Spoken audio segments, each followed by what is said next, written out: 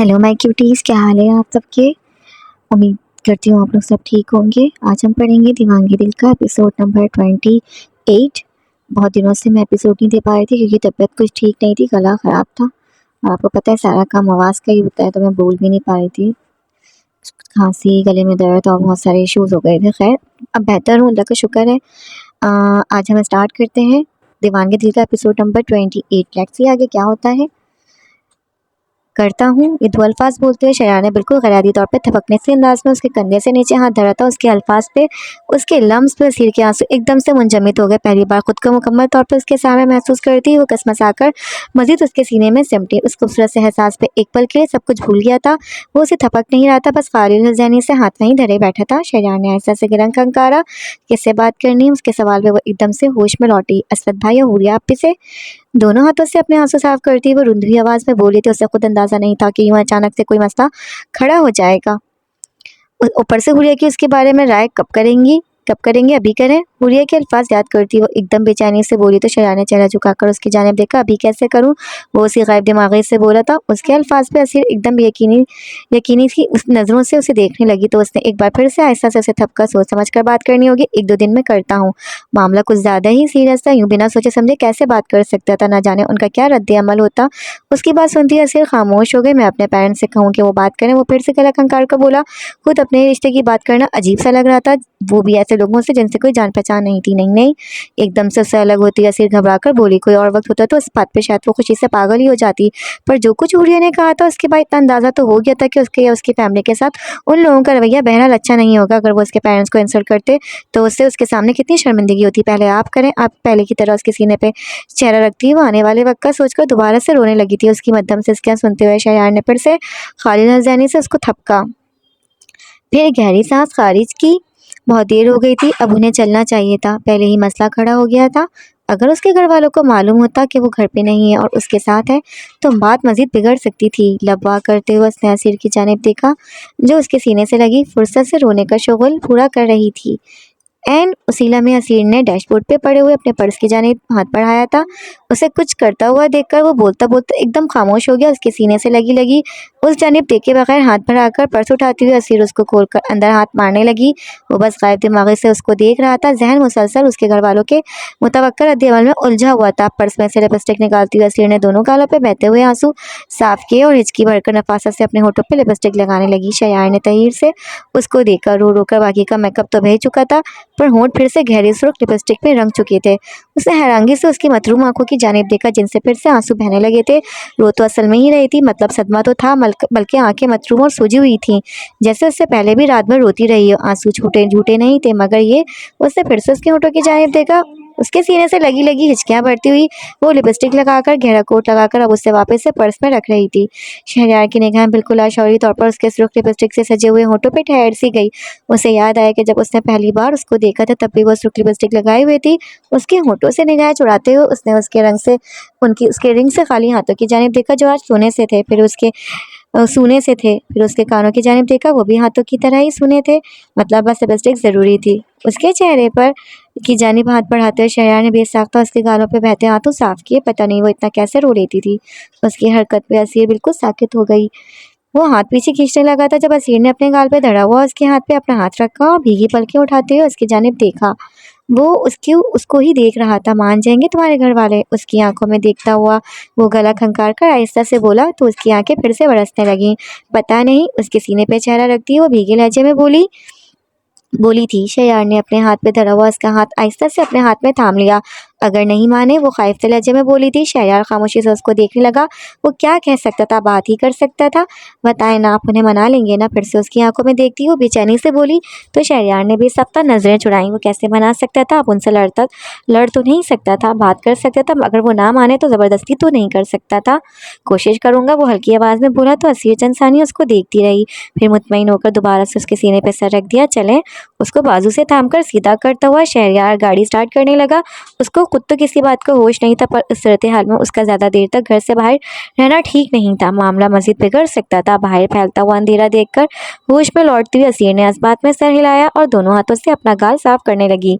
रात के 12 बज रहे थे। असीर के अल्फाज और उसके आंसुओं से भीगा चेहरा याद करती हुई हुरिया ने बेचैनी से करवट बदली। पूरा दिन उसी परेशानी में गुजरा था। रह रहकर उसका ख्याल आ रहा था, पता नहीं अब वो कुछ ठीक हुई थी या नहीं, पता नहीं खाना भी खाया था या नहीं। अगर वो जज्बातियत में कुछ गलत कदम उठा लेती तो, खुद को कोई नुकसान पहुंचा लेती तो। उसने घबरा कर साइड टेबल पर रखा हुआ फ़ोन उठाया और साइड बटन से ऑन करते हुए चेक किया। पूरा दिन वो असवद से बात करने की कोशिश करती रही थी, पर जहां वो था वहां सिग्नल्स का इतना मसला था कि बात हो ही नहीं पाई थी। फ़ोन वापस रखते हुए उसने आंखें मूंद कर सोने की कोशिश की, तो फिर से असीर का चेहरा और उसकी बातें जहन में लहराने लगी। बेचैनी से आंखें खोलते हुए उसने फिर से फ़ोन चेक किया कि शायद असवद की कॉल आई हो और उससे मैं सो गई हूँ। कोई कॉल नहीं थी, शायद वो मसरूफ़ था। कहने के बाद ज़रा सा उठते हुए उसने दूर सोफे पर नींदराज मुस्तजाब को देखा, जो फ़ोन में शायद कोई मैच देख रहा था। कसरमंदी से बेड से उठती हुई उसके पास आई, तो एक पल के लिए फ़ोन से सर उठाते हुए मुस्तजाब ने उसका हाथ थामा। उसके घुटनों पर सर रखती हुई वो वहीं सोफे पर लेट गई। फिर तजस्सुस से उसका संजीदा चेहरा देखा, जो फ़ोन पे निगाहें जमा उसके बालों में उंगलियां फेरने लगा था। आप शहरयार को जानते हैं? वो आहिस्ता से बोली, तो फ़ोन से निगाहें हटाते हुए मुस्तजाब ने लालमी से उसको देखा। हमारे साथ वाले घर में रहता है। हुरिया की वजाहत पे मुस्तजाब को याद आया कि वो किस शहरयार की बात कर रही है। हाँ, उसको एक लफ्ज़ी जवाब देता हुआ वो फिर से फ़ोन की तरफ जानिब मुतवज्जा हो गया। एक दो बार वहीं हवेली के बाहर सरसरी सी सलाम दुआ हुई थी। बहुत अच्छा है, वो फिर से बोली, तो मुस्तजाब ने ना समझी से उसको देखा। वो यूं बिला वजह किसी की तारीफ नहीं करती थी। पता नहीं, उसने लाइलमी से कंधे उचकाए। वो उसको ज़्यादा जानता नहीं था, बस ये मालूम था कि वो कुछ अरसे पहले ही पाकिस्तान शिफ्ट हुआ है। तुम कहाँ मिली? फिर से फ़ोन की जानिब मुतवज्जह होते हुए उसने सरसरी से लहजे में पूछा था। इसवत की शादी पे, उसके इफ्तितार पे हुरिया ने महारत से झूठ बोला। इतने मेहमान थे, उसको भला कहाँ याद रहना था कि कौन आया था और कौन नहीं। उसके जवाब पे मुस्तजाब ने बेतवज्जही से इस बात में सर हिलाया, तो हुरिया ने गहरा सांस अंदर खींचते हुए हिम्मत मुजतमा की। मुझे वो असीर के लिए अच्छा लगा। उसके अल्फाज सुनते ही मुस्तजाब ने एक पल में फ़ोन से निगाहें उठाकर पहली बार ध्यान से उसको देखा था, फिर एकदम से सीधे होते हुए उसके गाल पे हाथ रखा। तुम्हें नींद आ रही है? मुस्तजाब को उसकी दिमागी हालत पे शुबा हुआ, जो रात के इस पर यूं बैठे बिठाए फजूल हाँकने लगी थी। हुरिया ने खुफगी से उसको देखा। मैं सीरियस हूँ, उसका हाथ झटकती हुई नाराज़गी से बोली थी। मुस्तजाब ने झुककर उसके माथे पे लब रखे, फिर दोबारा से पीछे टेक लगाता हुआ उसके ऊपर बाजू रखकर खामोशी से अपनी गोद में धरा उसका चेहरा देखने लगा। पता नहीं ये बात उसे कहाँ से सूझी थी। एक बार मिलकर इतना अच्छा लग गया क्या? अपनी बहन के लिए पसंद कर लिया? वो हैरानगी से बोला। हुरिया के चेहरे पर फैली खुफगी कुछ और बढ़ी। हाँ, तो अब मैं अपनी बहन के लिए किसी को पसंद भी नहीं कर सकती। मुस्तजाब ने उलझन से उसको देखा, जो सब कुछ जानते बूझते हुए भी यूं बोली थी जैसे ये कोई बात ही ना हो। हालांकि वो अच्छी तरह जानती थी कि ऐसा मुमकिन नहीं है। पता नहीं उसको एकदम से क्या हो गया था, या फिर शायद वो ये उम्मीद कर रही थी कि जैसे वो उसकी ज़ुबान से निकली हुई हर फरमाइश पूरी करता है, इसी तरह इस बात पे भी कहेगा कि हाँ ठीक है, तुमने कह दिया तो ऐसा ही होगा। कर सकती हो, कर लो, पसंद करने में क्या है। उसके गाल पे धरे अपने हाथ की मदद से आहिस्ता से उसका चेहरा हिलाता हुआ जान छुड़ाने के लिए बोला था। पहले ही उसका मूड ख़राब लग रहा था, आजकल वैसे भी ज़रा ज़रा सी बात पे मूड ख़राब करना और झगड़ा करना उसका पसंदीदा मशगला था। ख़ास तौर पर उस वक्त। मैं सीरियस हूँ, मैं असीर की शादी उसी के साथ करूंगी। उसके जान छुड़ाने वाले अंदाज पे वो चल में उसको देखती रही, फिर अपना फैसला सुनाते हुए बावर करवाया। मुस्तजाब संजीदगी से उसको देखने लगा। तुम्हें पता है ऐसा नहीं हो सकता। वो फिलहाल उसका मूड ख़राब करना नहीं चाहता था, लेकिन वो उस एक बात के पीछे ही पड़ गई थी। उसके साफ इनकार पे वो कुछ कहे बिना उसको देखने लगी, जैसे यकीन ना हो कि वो उसकी किसी बात से इनकार भी कर सकता है। उसके इस अंदाज पे मुस्तजाब ने वो बेबसी से गहरी सांस खारिज की। ख़ानदान में इतने लड़के हैं, इनमें से कोई पसंद नहीं आया तुम्हें? उसके इफ्तिसार पे वो चंद सानिये यूं ही उसको देखती रही, फिर उसका हाथ थामते हुए करवट लेकर लाड से उसके पेट में चेहरा घुसाया। नहीं, इतना खास कोई भी नहीं है, वो अच्छा है। उसके अंदर घुसती ही वो कसमसाकर बोली थी, पता है मुझे हूर। उसकी एक ही तकरार पर वो झुंझलाकर कदरे ऊंची आवाज़ में बोला। एकदम सीधी होती हुई हुरिया भी उसको देखने लगी। सर अभी तक उसकी टांग पे धरा था। जुम्मा जुम्मा 8 दिन हुए हैं उसको यहाँ शिफ्ट हुए, उससे पहले बाहर था। एक बार देखकर तुम्हें पता चल गया कि अच्छा है। वो माथे पे बल डाले बोला था, चेहरे पे गहरी नागवारी छाई थी। तुम्हें क्या पता बाहर कैसे रहता था, क्या आदतें थी, क्या लाइफ स्टाइल था। वो चुपचाप उसको देखने लगी। हो सकता है वहाँ छुपकर कोई शादी कर रखी हो। फिर हुरिया का सांस रोका, मतलब उसे उसकी पहली शादी के बारे में मालूम नहीं था, या फिर कुछ और। इतने साल अकेला तो नहीं रहा होगा। उसकी अहमिकाना सी फरमाइश पे वो हनूस कदरे ऊंची आवाज़ में बोल रहा था। हाँ, लेकिन उसकी फैमिली बहुत अच्छी है। हुरिया ने फिर से उसके हक में दलील पेश करने की कोशिश की, तो मुस्तजाब ने उसकी बात दरमियान में काट दी। वो फैमिली के साथ रहता है, वो आइब्रोज कर बोला था। वो फिर से खामोश हो गई। फैमिली भी बस ठीक ही है। मुस्तजाब ने एक पल के लिए इब्रार अफंदी का चेहरा याद किया। स्टेटस का फ़र्क तो बहरहाल था ही, और उससे ज़्यादा वो उन्हें जानता नहीं था। और फैमिली जैसी भी है, वो कौन सा अपनी फैमिली के साथ रहता है। ऐसे अकेले रहने वाले लड़कों का तो वैसे ही कुछ पता नहीं होता। क्या गारंटी है कि वो अच्छा है? कौन जानता है उसे? कौन गारंटी देगा? तुम उसको जानती हो, तुम्हारे रिश्तेदार हैं। इतने सालों से कहाँ कैसी ज़िंदगी गुजार रहा था, तुम्हें मालूम है? कल को कोई मसला निकल आया तो? वो बस चुपचाप उसे देख रही थी। वो कौन सा इसको जानती थी? बस असीर की ज़िद के आगे हार मान ली थी। एक बार मिल असीर के सुबह वाले अल्फाज दोबारा से जहन में लहराए तो हुरिया ने फिर से उसे मनाने की कोशिश की। दिल तो उसका अपना भी मुतमईन नहीं था, पर वो ज़िद पर अड़ गई थी तो क्या कर सकती थी। नहीं, मुस्तजाब ने सख्ती से उसकी बात दरमियान में काटी। दिमाग ठीक है तुम्हारा? पता नहीं कौन है कैसा है, एक बार मिलने से क्या पता चलता है? असीर का मुँह है, उस लड़के ने उसे बेवकूफ़ बना लिया है तो उसके साथ साथ तुम भी बेवकूफ़ बन गई हो। उसकी आखिरी बात पर हुरिया ने एकदम उसको देखा। मतलब उसे अंदाज़ा हो गया था कि शहरयार उसे नहीं असीर को पसंद है, और वो बस उसकी पसंदीदगी की वजह से इसरार कर रही है। हाँ, ज़ाहिर है वो इतना भी बेवकूफ़ नहीं था, असवद तो मान जाए। मुस्तजाब ने फिर से उसकी बात दरमियान में काटी। वो तुम्हारी तरह इतना बेवकूफ़ नहीं है कि किसी अनजान शख्स पे इतना भरोसा कर ले। 4 लोग भी उसको नहीं जानते हो, तुम्हें उसके साथ अपनी बहन की शादी करने की सूझी है। वो आईब्रोज उचकाकर बोला तो चंद सानी वो खामोशी से उसे देखती रही। फिर उठकर बैठती हुई चप्पल पहनने लगी। हाँ, वो क्यों समझता, उसे क्यों परवाह होनी थी? कौन सा उसकी अपनी बहन का मामला था? सोफे से खड़ी होती हुई हुरिया ने हाथ से आंसू साफ किए। सारा दिन उसी परेशानी में गुजार कर उसकी बातें सुनने के बाद दिल मजीद ख़राब होने लगा था। उसका एकदम से बिगड़ता हुआ मूड देखकर मुस्तजाब ने लब भींचते हुए उसकी कलाई थामी तो वो पलट कर उसको देखने लगी। उसामा की बात और थी, हुर उसको मैं जानता था। वो तो बचपन से मेरे सामने था। जिसको मैं जानता नहीं हूँ, जिस पे खुद मेरा दिल मुतमईन नहीं है, उसके लिए मैं दूसरों को कैसे कन्विंस कर सकता हूँ? उसका नाराज़ चेहरा देखता हुआ जैसे उसके अंदर तक उतरा था। उससे कहो फैमिली में किसी को भी पसंद कर ले, या फिर कोई भी जिसको कम से कम 4 लोग पर्सनली जानते तो हों, उसकी ये क्या गुमान पसंद किया है, गुमनाम पसंद किया है, जिसका आगे पीछे किसी को पता ही नहीं है। वो रुसान से बोला तो चंसानी वो यूं ही उसे देखती रही। फिर बैठ की जानी पलटी। उसकी कलाई पे अपनी गिरफ्त मजबूत करते मुस्तजाब ने उसे रोकने की कोशिश की थी, पर वो रुकी नहीं। ठीक है, उसका हाथ झटकती हुई वो बैठ की जानी बढ़ गई। रात का 1 बज रहा था। बेचैनी से उठकर बैठती हुई असीर ने एक निगाह अपने साथ सोई हुई सिबा पे डाली और फिर उसकी बातें जहन में दोहराने लगी। उस ने वापस आने के बाद उससे बहुत झगड़ा किया था। जब से उसने उसे बताया था कि हुरिया उसकी वजह से रोई थी, तब से उसका दिल बेचैनी में घिरा था। शर्मिंदगी तो जाहिर है ही थी। कुछ देर वो यूं ही बैठी रही, फिर ऐसा से बेड से उठती हुई बाहर निकलकर नीचे लॉन में आ गई। झूले पे बैठते हुए उसने दोनों पैर ऊपर रखकर शहरयार का नंबर मिलाया और फिर घुटनों पे चेहरा टिकाती हुई उसकी कॉल अटेंड करने का इंतजार करने लगी। वो इस वक्त तक जाग ही रहा होता था। हाँ असीर, असीर का नाम देखते हुए उसने फ़ौरन से कॉल अटेंड की थी। पहला ख्याल यही आया था कि कहीं फिर से कोई और मसला ना हो गया हो। उसको जवाब दिए बिना वो घुटनों पे चेहरा टिकाए खामोशी से आंसू बहाने लगी। असीर क्या हुआ है? उसकी हिचकियाँ सुनता हुआ वो लैपटॉप बंद करके तशवीर से बोला था। उसकी परेशानी में डूबी आवाज़ सुनकर घुटनों से चेहरा उठाती हुई असीर ने अपने आंसू साफ किए। सुबह मैंने हुरिया आपी से बदतमीजी की थी, वो रो रही थी, वो हिचकियों के बीच बोली थी। आंसू अगले ही पल फिर से बहने लगे थे। उसकी बात सुनकर वो चंद सानिये के लिए खामोश हो गया। कॉल करके सॉरी कर लो, शहरयार को इसके सिवा कोई हल सुझाई ना दिया। नहीं, असीर ने रोते हुए नफ़ी में सर हिलाया। एक तो नाराज़गी थी और फिर शर्मिंदगी भी। कल कॉल करती तो शायद वो यही समझती कि उसने अपने मतलब से फ़ोन किया है ताकि वो शहरयार के साथ उसकी शादी के लिए रजामंद हो जाए। फ़ोन कान से लगाए वो खामोशी से उसकी हिचकियाँ सुनने लगा। पता नहीं उसके पास आंसुओं का इतना ज़ख़ीरा था जो ख़त्म होने में ही नहीं आता था। अच्छा छोड़ो, एक बात बताओ। फिर से लैपटॉप खोलते हुए शहरयार ने उसका ध्यान बटाने की कोशिश की। पूछे आंसू साफ करती ही वो गला खंगार कर बोली थी। उसकी शाम वाली हरकत याद करके तेजी से लैपटॉप पे उंगलियां चलाते हुए शहरयार के लबों पर हल्की सी मुस्कुराहट उभरी। लिपस्टिक लगाकर कौन रोता है? वो संजीदा से लहजे में बोला था। उसका सवाल सुनकर रोती हुई असीर बेसाख्ता हंसने लगी। हाँ तो लिपस्टिक लगाकर ही रोते हैं? आपको नहीं पता लिपस्टिक बहुत ज़रूरी है। मेकअप करके रोने से बहुत अच्छी फीलिंग आती है, वरना बहते हुए नाक के साथ अपना आप ऐसे ही गंदा सा बदसूरत सा फील होता है। उसके जवाब पर शहरयार के होठों पर फैली मुस्कुराहट मजीद गहरी हो गई। अभी भी लगाई हुई है। उसके सुर्ख लिपस्टिक से सजे होठ याद करते हुए बेसाख्ता गले में गिल्टी उभर कर मासूम हुई थी। नहीं, अकेले में तो ऐसे भी रो सकते हैं, सिर्फ दूसरों के सामने लिपस्टिक लगाकर रोना होता है ताकि आप कम बदसूरत लगें। वो समझाने के से अंदाज में बोली तो शहरयार के होठों पर फिर से मुस्कुराहट फैली। लैपटॉप पे उंगलियां चलाता हुआ उसकी बेतुकी बातें सुनने लगा। हेलो मैडम, वो तकरीबन उसके मुंह के अंदर चेहरा घुसाता हुआ बोला था। उसकी जानिब देखे बगैर राबेल ने चेहरा मजीद झुकाते हुए किताब के अंदर घुसाया। उसामा ने डरते डरते शहादत की उंगली से उसका बाजू छुआ। प्रिंसेस, वो खौफ से लहजे में बोला था। उसकी जानिब देखे बगैर राबेल ने कसमसाकर अपने बाजू हिलाते हुए उसकी उंगली हटाई। उसामा के लबों पे बेसाख्ता खुद ब खुद मुस्कुराहट फैल गई।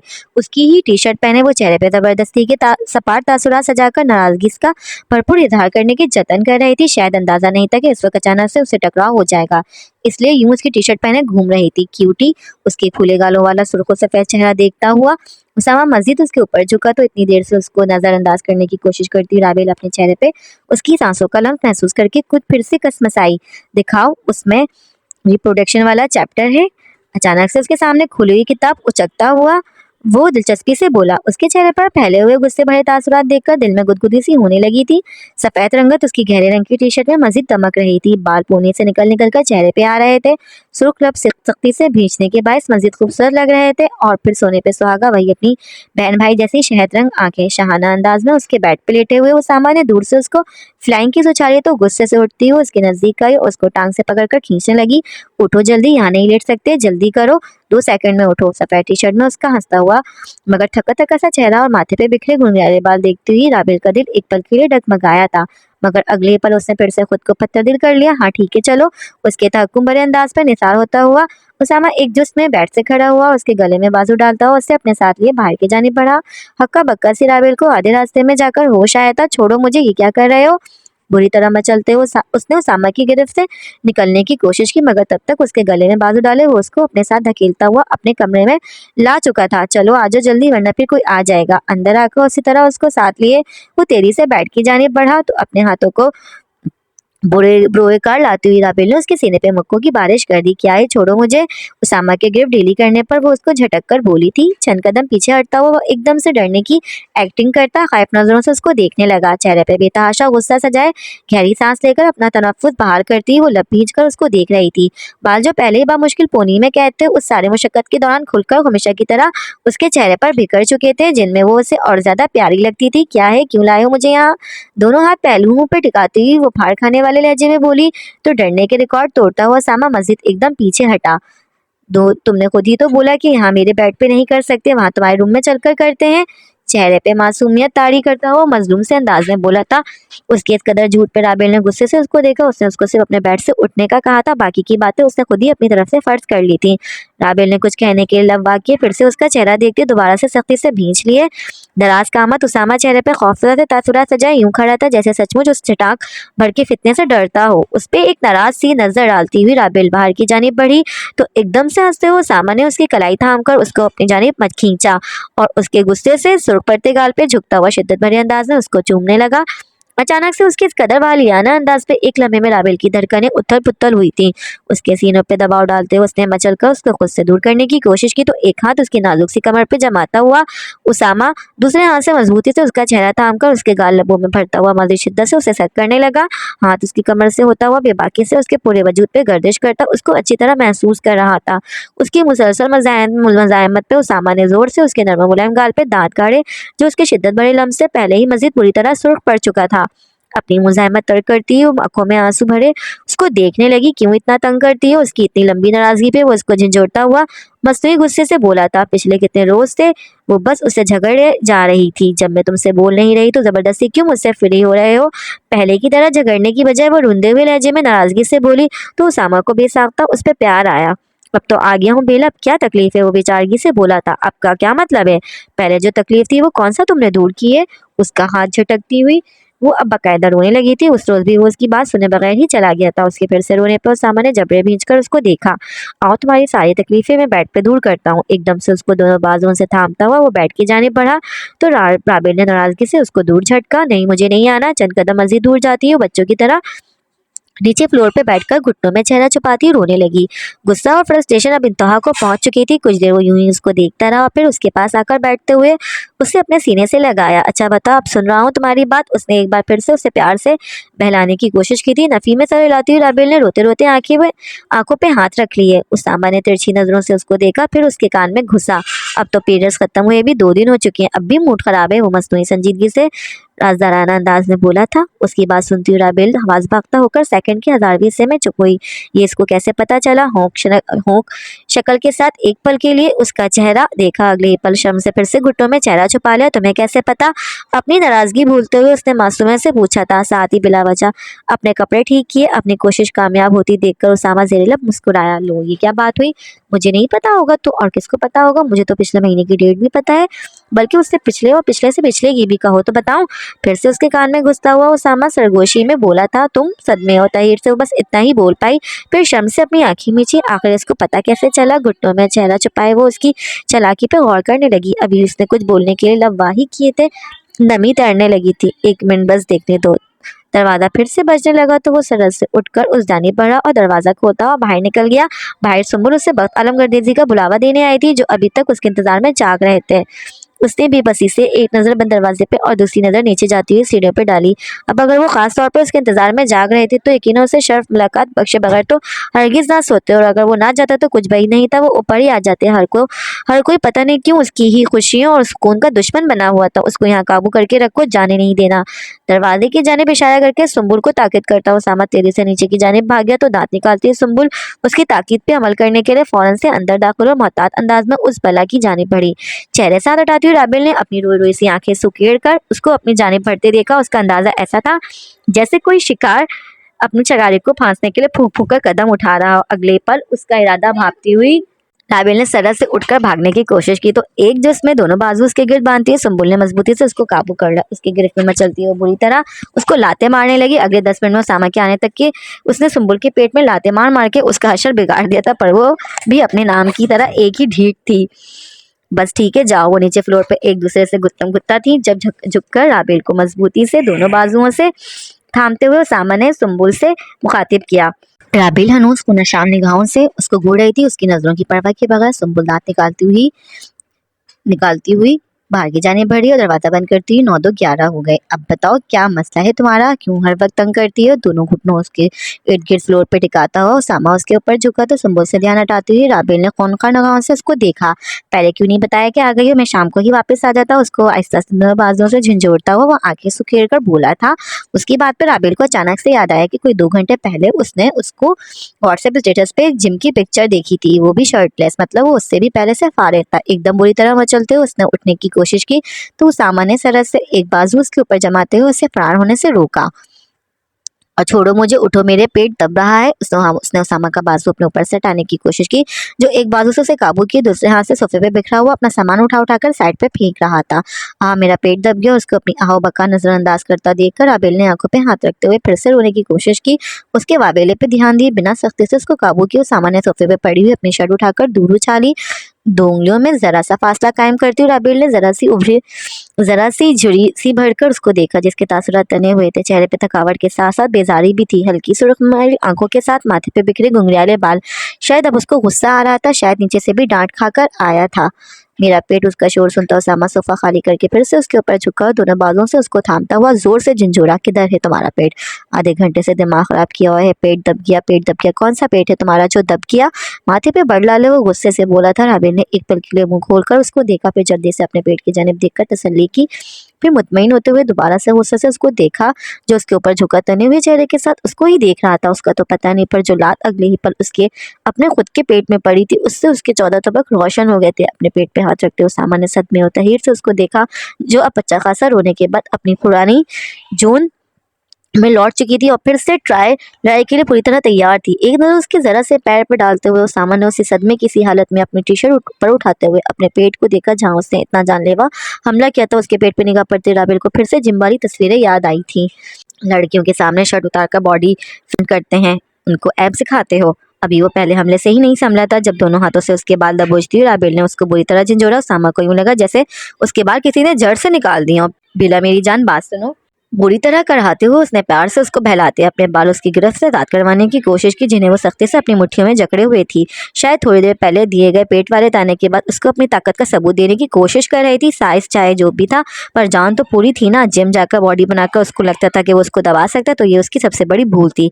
सारा टाइम लड़कियों के साथ इयाशिया करते हो जो तुम्हारे आगे जी करती है, उनकी फेक चिकनी चपड़ी बातें सुन सुनकर मुझे बदतमीज कहकर बुलाते हो, उनके साथ गंदी हरकतें करते हो, फिर घर आकर कहते हो कि उफ आज मुझे बहुत काम था, आज तो बहुत थक गया।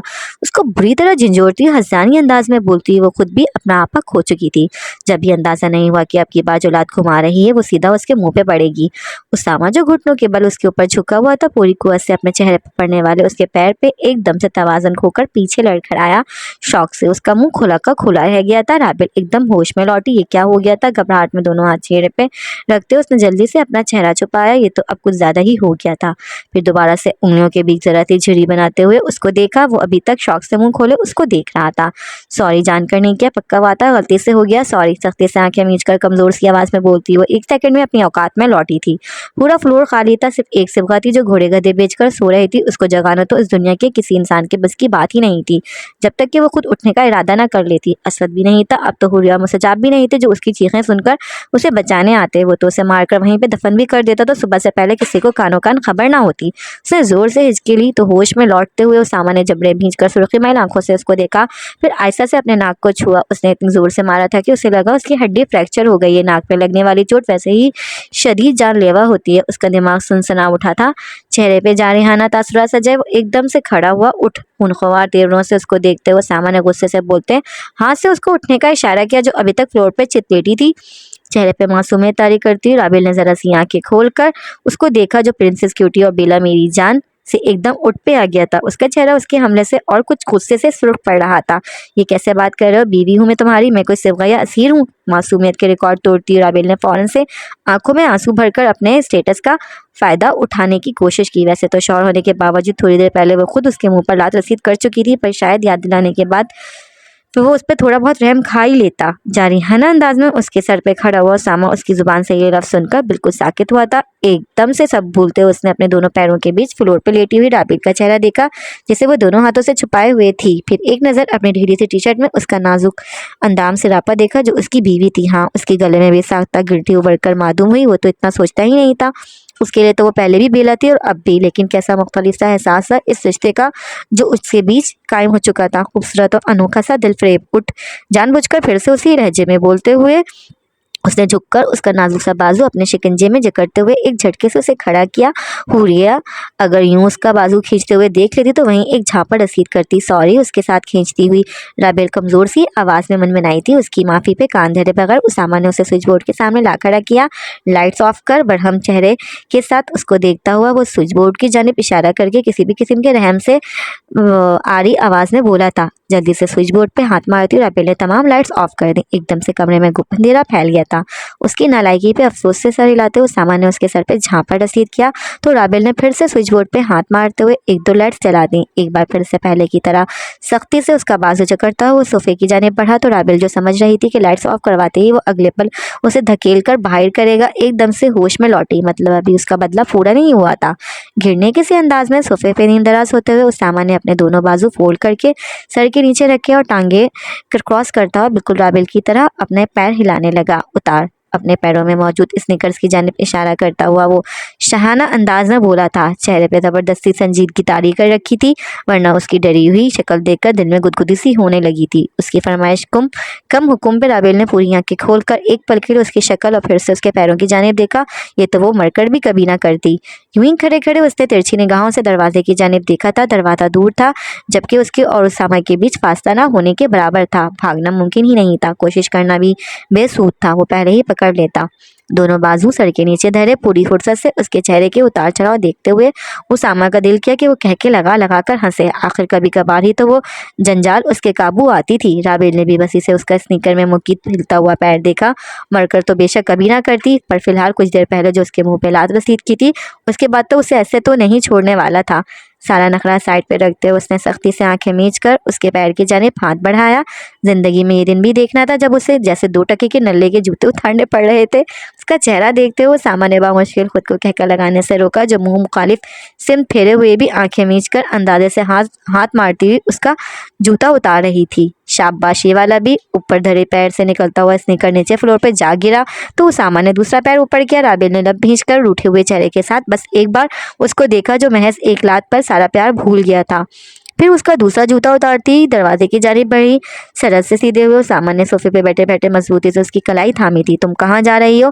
मैंने जाने का कहा है। उसे अपने ऊपर खींचता हुआ फिर से पीछे नींदराज हो गया। छोड़ो मुझे, अब मैं नहीं बताऊंगी। उसके बाजू हटाती हुई राबेल उसकी गिरफ्त से निकलने की कोशिश करती हुई नखरे से बोली थी। जब भी वो झगड़ा करने का मूड बनाती थी हर बार ही उसको ना कोई बुला लेता था, पर फिर सारी बातें भूल जाती थी। उसका नरूठा अंदाज देखते हुए सामान्य तासुब से सर हिलाते आहिस्ता से उसके सर पे थप्पड़ मारा। ज्यादा हीरोइन बनने की जरूरत नहीं है, मैंने कहा है, बताओ। कहनी के बाद जरा सा उठते हुए उसने अपनी शर्ट उतारकर दूर फेंकी। उसके ऊपर मौजूद राबेल हनूस के वक्फे से कसमसाती हुई उसकी मजबूत गिरफ्त से निकलने की कोशिश कर रही थी। मुझे समझ आ गया तुम्हारा मसला, तुम्हें यही तकलीफ है ना कि मैं तुम्हारे लिए वो सब क्यों नहीं करता जो तुम्हारे असद भाई और तुम्हारे मुस्तजाब भाई अपनी बीवियों के लिए करते हैं। शर्ट उतारकर फिर से पीछे लेटता हुआ सामा उसका चेहरा अपने दोनों हाथों में थाम कर बोला तो राबेल फौरन आंखें सुकेड़ कर उसको देखा। उसको इतनी जल्दी कैसे समझ आ गया था? ये भी कोई बात है भला? उसमें इतना शर्माने की क्या बात थी? पहले ही मुझे साफ साफ अल्फाज में बता दी थी कि तुम ये चाहती हो। मैं हैरान परेशान से उसको देख रही थी कि वो फिर से उसको झंझोड़ता हुआ बोला और फिर अपने बाद एक झटके से उसकी टी शर्ट भी उतार कर दूर फेंक दी। वो एकदम से होश में लौटी थी। खुद को टी शर्ट से नदारत देखते हुए उसने घबराकर उस सामा के चौड़े सीने में छुपने की कोशिश की। बस मैंने फैसला कर लिया, आज मैं पूरी रात तुम्हारे साथ वही सब करूंगा जो असद भाई सिबवा के साथ और मुस्तजाब भाई हुरियापी के साथ करते हैं। उसके हाथ अब महारत से उसकी कमर पे मौजूद स्ट्रैप्स में उलझे थे। एकदम बुरी तरह घबराती हुई राबेल ने सख्ती से आंखें मीच कर उसके कंधों पे हाथ जमाते हुए अपने लब उसके कान के नजदीक लाने की कोशिश की। नहीं, ये मत उतारो प्लीज। उसकी घबराई हुई रोहन सी आवाज़ सुनकर वो एकदम रुका था। फिर एक पल के लिए उसकी नाजुक सी कमर पे नरमी से हाथ फेरते हुए अगली पल उसको सख्ती से अपनी हथेली में भींचा और आंखें मूंदते हुए उसकी गर्दन पे लब रखकर गहरी सांस अपने अंदर खींची। उसामा, क्या कर रहे हो?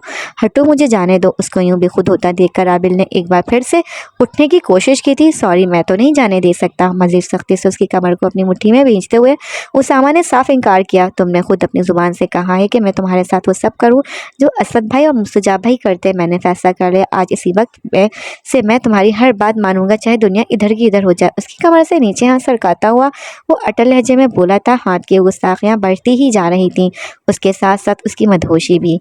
उसकी सख्त सी बेबाक सी गिरफ्त पे वो बुरी तरह तड़पी। छोड़ो मुझे, अभी मैं छोटी हूँ, अभी मैं वो सब नहीं कर सकती। उसके सीने पे हाथ मारते हुए मासूमियत से इतलाफ रहम की थी। उसकी बात पे उसामा की पूरी आंखें खोलकर उस बुला को देखा जिसने कुछ देर पहले अपने पैर चलाते उसके नाक की हड्डी फ्रैक्चर करने में कोई कसर नहीं छोड़ी थी और अब मासूमियत से छोटी होने का दावा कर रही थी। एक जुस्म उसको सोफे पे अपने नीचे करता हुआ वो खुद उसके ऊपर आया और उसकी दोनों कलाइयाँ मजबूती से अपने हाथों में जकड़ते हुए उसके सर से ऊपर पिन की। छोटी हो तुम?